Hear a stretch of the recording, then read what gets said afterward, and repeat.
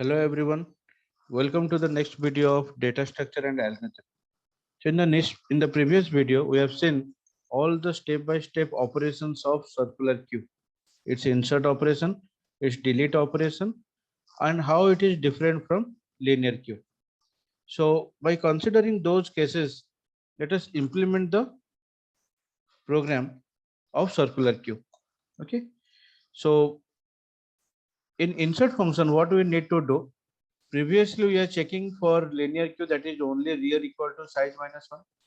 But here we are checking that rear will point to size minus 1 and front will point to 0. If both the conditions are satisfied, then we can say this is queue overflow case.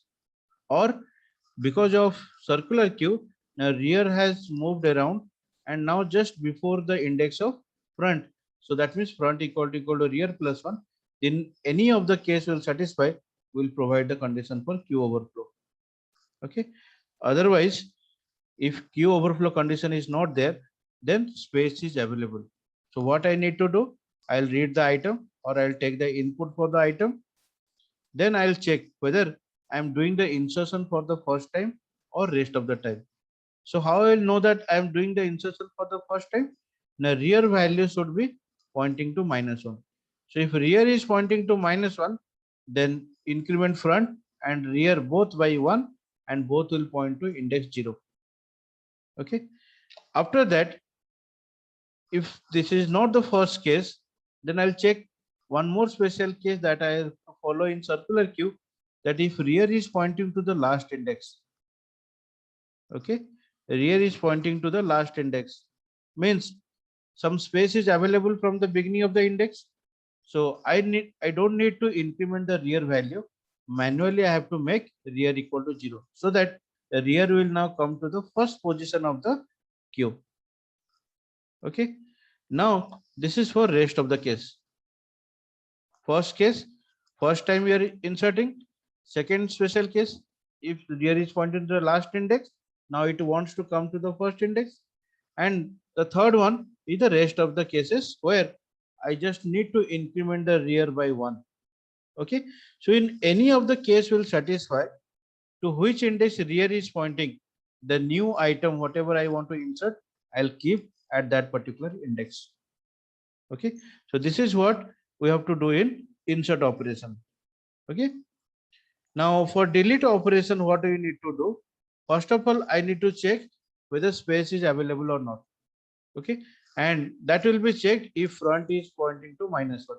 So that means queue underflow case will come whenever the entire queue is empty. Okay, if the queue is not empty, that means space is available. So what I need to do, to which index front is pointing, that value I am keeping in the item variable for future use. Okay, after that I am checking whether there is a single item or not. If there is a single item, that means front will point to rear, means rear and front both will point to the same index.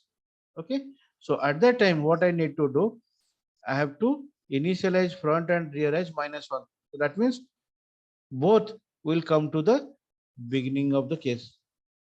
Okay, so next time I will do the insertion, I have to follow from step number 1.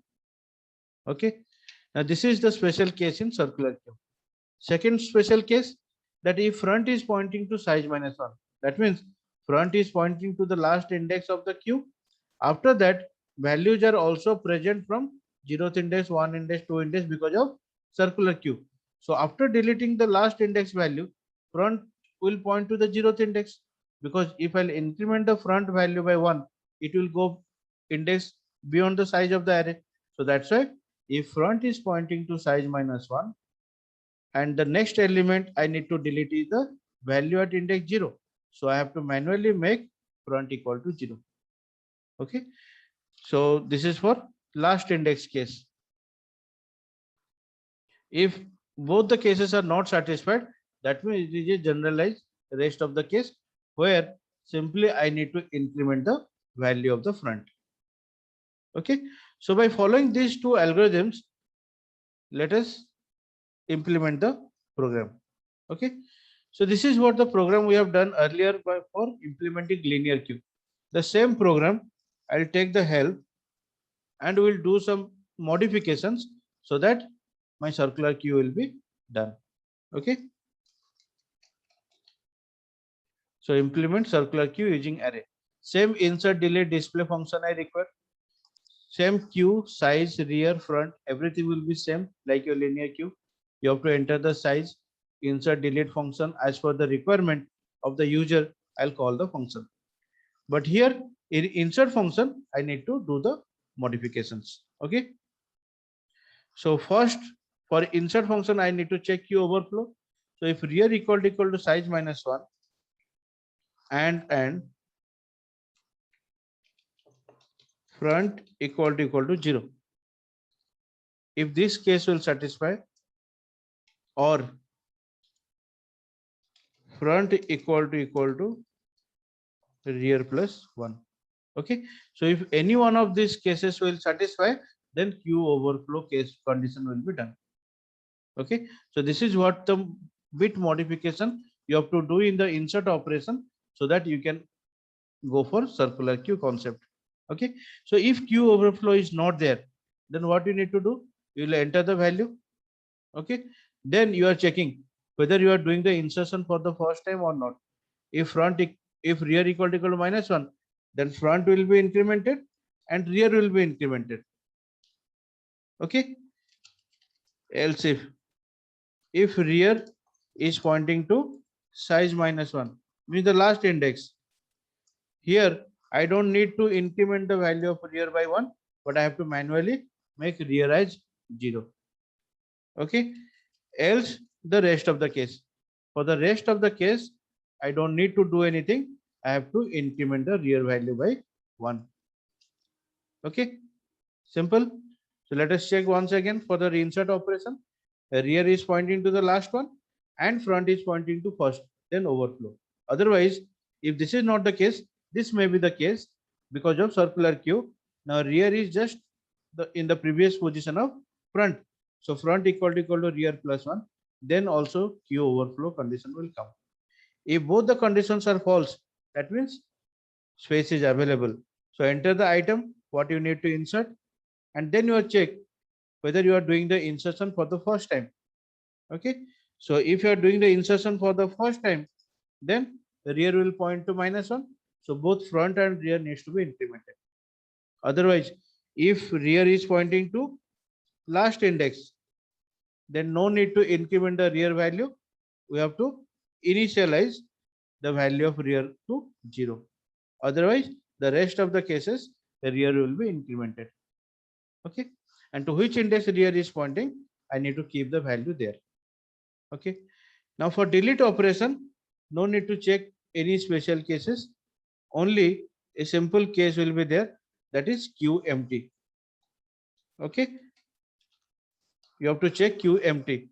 When? Now if front equal to minus 1, that means queue is currently empty and we are not allowed to do any more delete operation. If I am doing any delete operation, then queue underflow condition will come. Okay. But if rear equal to front, clear? So what we'll do here, inside this else, we'll print this one first. Okay. After that, we'll put our conditions.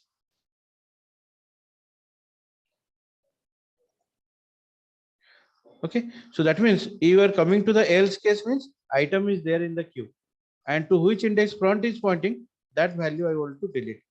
After that, I'm checking whether there is a single element or not.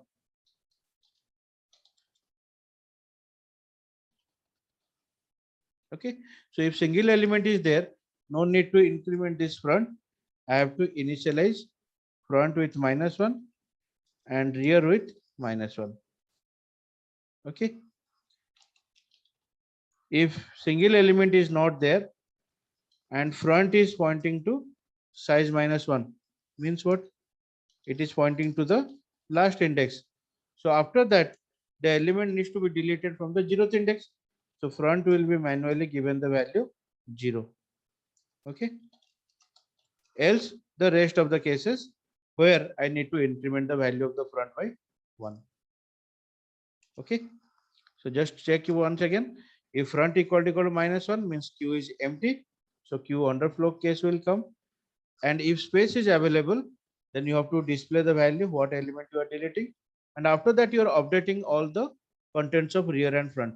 If there is a single element, then you are sending everything to the beginning of the queue, means rear and front both will be initialized with -1.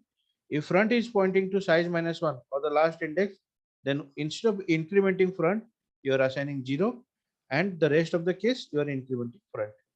Okay. Now the very crucial thing is here your display operation in circular queue. Okay, because first you have to display for like linear queue, that is front to rear. Okay, but again you have to follow the concept of circular queue. Let me tell you before writing the program. Okay, so suppose here this is the circular queue.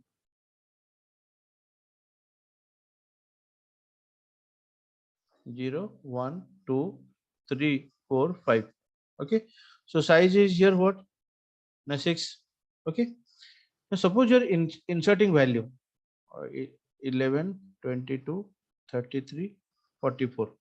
Okay, so front will point here and rear will point here. So this is similarly index equal to front to index less than equal to rear. You are printing all the values. So that means in circular queue, we will also face some situation where you have to display the contents like linear queue. Till what? Till this one. Okay, so 55, 66. The rear is here. So you have to print from front to rear. But how will know that whether you will go for the concept of linear queue display or circular queue display? Clear? This is one case. This is another case I am telling you.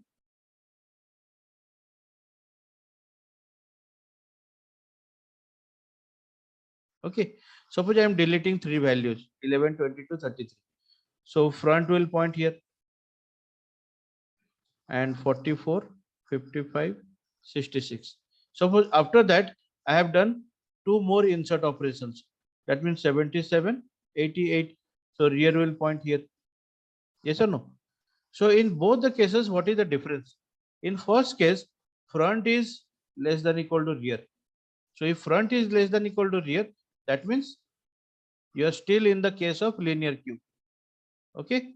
But if once rear is less than front, that means rear has entered to the concept of circular queue and just behind the index of or previous index of front. Okay, so we have to give the condition here to make the system understand that whether you are in the case of linear queue or circular queue. Okay, so if front is less than equal to rear, that means what? Now this is a common statement that I need to write here.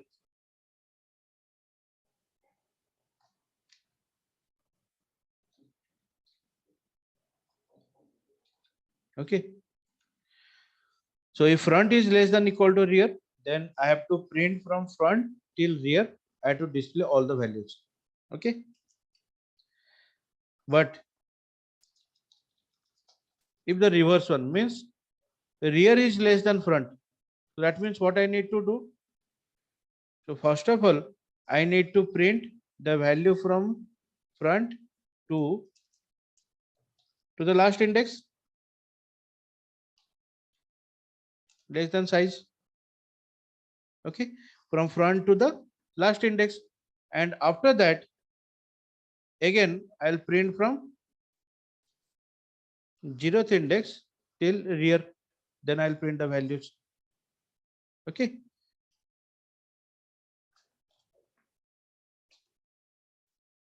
so if is here, else,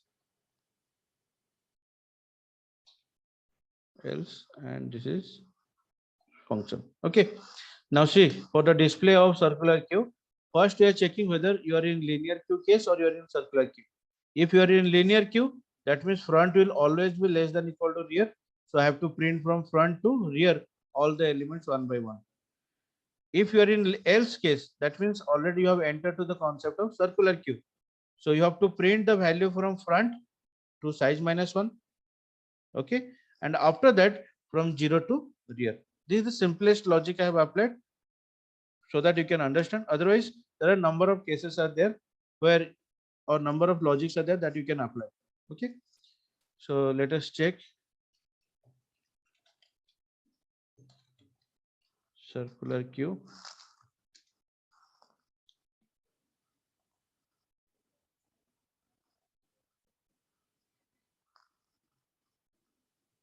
Okay, spelling is here.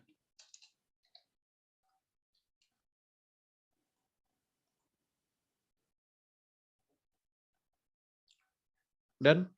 So now it is asking for the size of the queue. Suppose I want to display underflow. Delete underflow obviously. So I want to insert 11, 22, 33, 44. So 4 values I have inserted. Let us display first of all. Now all the values are displayed because this is still in the case of linear queue. Let me insert one more value, 55, one more overflow. So 5 values are being displayed. Still this is in linear queue. I want to delete. So item deleted is 11. Why? The first element. So one more time I want to delete 22. Now let us display. Now 33, 44, 55. Still this is in linear queue. Now we'll enter to circular queue. Insert. Previously it is so it will show that overflow because rear is pointing to size -1. But in circular queue, this is allowing you to insert new values. Okay, 66. Okay. Now let me insert one more value because you have deleted 2 values. Done. Check. See 33, 44, 55, first 3 values. After that 66 I have inserted, 77 I have inserted. Okay. Suppose I want to insert one more overflow. Why? Size is 5. So by using the principle of circular queue also, now the rear is pointing to just previous position of front. So it is showing you overflow. Okay. So this is how you will implement the concept of circular queue through programming. Okay. So I'll suggest everyone to write down the program, implement it and experience the difference between linear queue and circular queue. Okay. So thank you everyone for watching this.